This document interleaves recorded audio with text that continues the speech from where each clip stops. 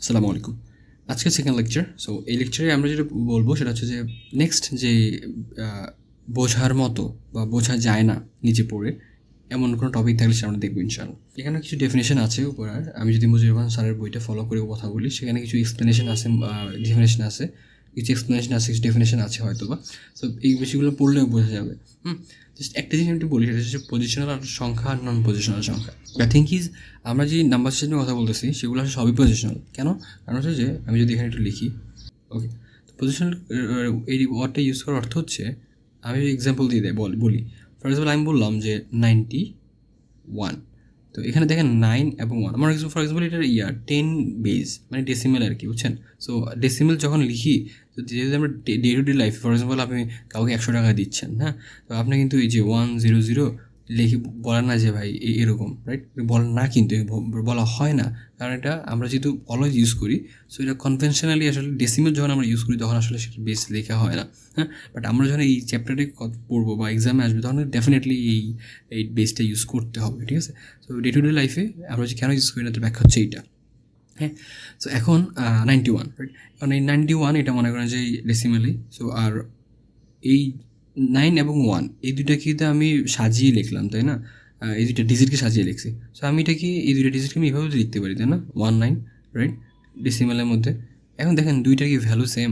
আপনার বয়স 91, আপনার বয়স 19, দুইটা কি সেম? আকাশ পাতাল তফাৎ। বা আপনার কাছে 91 টাকা আছে, অলমোস্ট 191 টাকা আছে, আপনার 19 টাকা আছে, দুইটা সেম জিনিস না কিন্তু, হ্যাঁ। সো এখন দেখতে পাচ্ছেন যে দেখেন এই যে ডিজিট, এখানেও 19, এখানেও 19, বাট এই কম্বিনেশনের ডিফারেন্স বা একটা আগে পিছিয়ে লেখার কারণে যে পার্থক্যটুকু চলে আসছে, এই পার্থক্য কেন আসতেছে? পজিশনের কারণে। যেহেতু পজিশনের কারণে আমার ভ্যালুটা ম্যাটার করতেছে, দ্যাটস আমি এটাকে বলতেছি পজিশনাল নাম্বার সিস্টেম।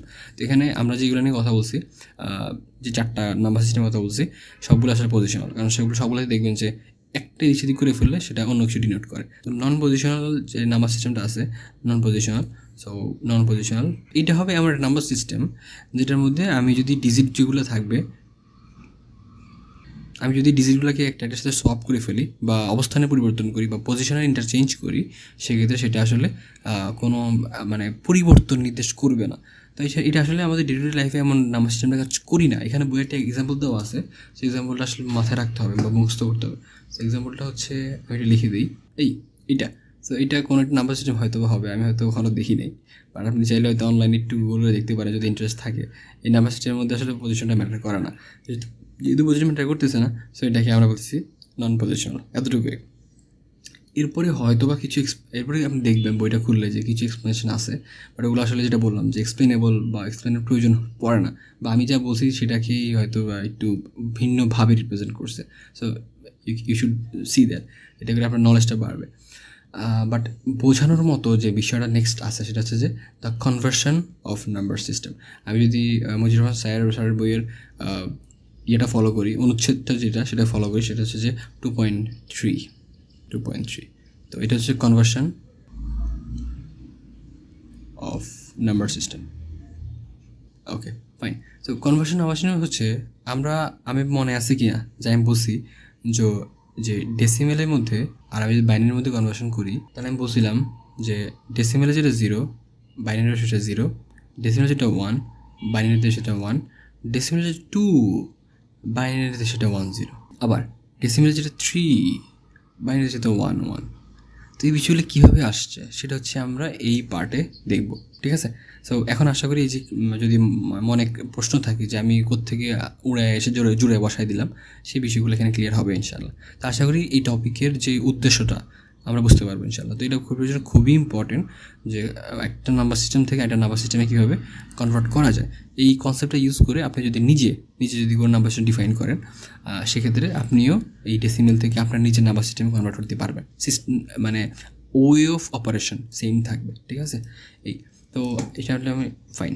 সো এখন আমি যেটা বলতে চাইতেছি, আমি আজকে থেকে এই ক্লাস থেকে বা এই লেকচার থেকে কনভার্সেশন শুরু করবো না, আমি প্রতিটার জন্য আলাদা আলাদা করে ভিডিও দিব ইনশাআল্লাহ।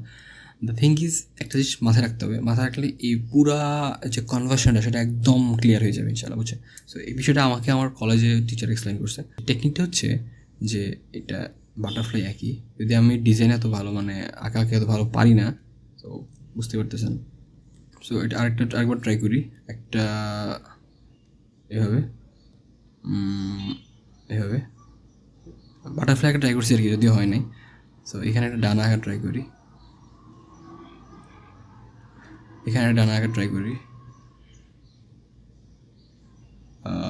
চলে মোটামুটি, ঠিক আছে। সো যেটা আমি বলতে চাইতেছি, এটা কালারটা চেঞ্জ করি। এই ডায়াগ্রামের মাধ্যমে আপনি মনে রাখবেন, ঠিক আছে, যে কীভাবে কনভার্সনটা করা হয়। কারণ কনভার্সন করার ওই 2-3টা, ঠিক আছে, মেনলি 3টা। তো এর মধ্যে যেটা 3 নম্বর, ওটা আমরা পরে বলবো, ওটা অনেক ইজি, একদম সরাসরি করা যায় বা ক্যালকুলেট ইউজ করে করা যায়। যেটা 3 নম্বর সেটা আমরা বলবো, ওইটা অন্য রকমের বাট অনেক ইজি।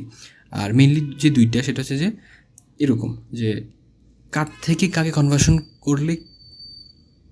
তো তো এই যে ডায়াগ্রাম, এই যে ছবিটা আঁকছি, এটা আসলে একটা টেকনিক মনে রাখার জন্য, যে আমি কোন নাম্বার সিস্টেম থেকে কোন নাম্বার সিস্টেমে গেলে আমি কীরকম অপারেশন করব, ঠিক আছে। জাস্ট 2টা জিনিস মাথায় রাখতে হবে। এটা হচ্ছে যে ফর এক্সাম্পল এই মাঝখানে হচ্ছে ডেসিমাল, DEC ডেসিমাল, আর এখানে থাকবে বাকি সব নাম্বার সিস্টেম। ফর এক্সাম্পল এখানে আমি বাকি আছে কি, বাকি আছে অক্টাল, বাকি আছে বাইনারি BIN, আর বাকি আছে হেক্সাডেসিমাল। বোঝা গেছে কি না? আবার এখানেও ঠিক সেম, এখানেও বাকি আছে হচ্ছে আমাদের অক্টাল, বাকি আছে আমার বাইনারি, বাকি আছে আমাদের হেক্সাডেসিমাল। তো যেটা মনে রাখতে হবে আপনাকে, যে যখন আপনার ফ্লোটা এদিকে হবে তখন আপনাকে একটা স্পেসিফিক রুল ফলো করতে হবে। আবার আবার যখন আপনার ফ্লোটা এই দিকে হবে, অর্থাৎ ডেসিমেল থেকে আপনি কোনো একটা নাম্বার সিস্টেমে যেতে চাচ্ছেন, সেই ক্ষেত্রে আপনার ওয়ার্কিং প্রিন্সিপালটা একরকম হবে, সেম হবে, ঠিক আছে। সো আমি আবার বলি, এই ডায়াগ্রাম দিয়ে আমি যেটা বোঝাতে চাচ্ছি সেটা হচ্ছে, যদি আপনি কোনো একটা ভিন্ন নাম্বার সিস্টেম থেকে, এখানে তো আমি 3টে বলছি, আমি যেটা আপনাকে আগেই বললাম, you can define your own number system, in that case the operation will also be same, সেক্ষেত্রে পসিবল, ঠিক আছে। তো যেটা মনে রাখতে হবে সেটা হচ্ছে ডেসিমেল ভিন্ন অন্য যে কোনো নাম্বার সিস্টেম থেকে যদি আপনি ডেসিমেল আসতে চান, সেক্ষেত্রে আপনাকে একটা স্পেসিফিক রুল ফলো করতে হবে। আবার উল্টাটা, তার ডেসিমেল থেকে যদি আপনি অন্য যে কোনো নাম্বার সিস্টেমে কনভার্ট হতে চান, সেক্ষেত্রে আপনাকে একটা স্পেসিফিক রুল ফলো করতে হবে। আর 3 নাম্বারটা যেটা, সেটা আমরা পরে বলবো। তো আশা করি এতটুকু ক্লিয়ার। এখন কোন রুল আমি এটা বলি নাই, কারণ কোন রুল এটা বলতে গেলে মাথার উপর দিয়ে যাবে। আমরা ইমপ্লিমেন্টেশন দেখবো ডিরেক্ট ইনশাআল্লাহ, ঠিক আছে। তো নেক্সট যে ক্লাসটা ইনশাআল্লাহ, সেটাতে আমরা দেখবো যে কীভাবে আমরা ডেসিমেল ভিন্ন অন্য যে কোনো নাম্বার সিস্টেম থেকে আমরা ডেসিমেলে আসতে পারি। এরপর হয়তো আমরা আস্তে আস্তে ইনশাআল্লাহ দেখবো যে ডেসিমেল থেকে কীভাবে আমরা অন্য নাম্বার সিস্টেমে যেতে পারি। তো আশা করি ইনশাআল্লাহ ক্লিয়ার। এই ডায়াগ্রামে মনে রাখলে পরীক্ষা হলে অনেক কিছু ইজি হয়ে যাবে, ঠিক আছে। কারণ পরীক্ষা হলে আমাদের খুব বেশি কনফিউশন তৈরি হতে পারে, যে কোথা থেকে কোথায় যাইলে কোন রুলটা ফলো করবো, মানে গ্যাঞ্জাম হতে পারে। সো এখান থেকে আমরা এই ডায়াগ্রামটা মনে রাখার ট্রাই করবো, যাতে এই সব পরীক্ষা হলে ঝামেলাটা না হয়।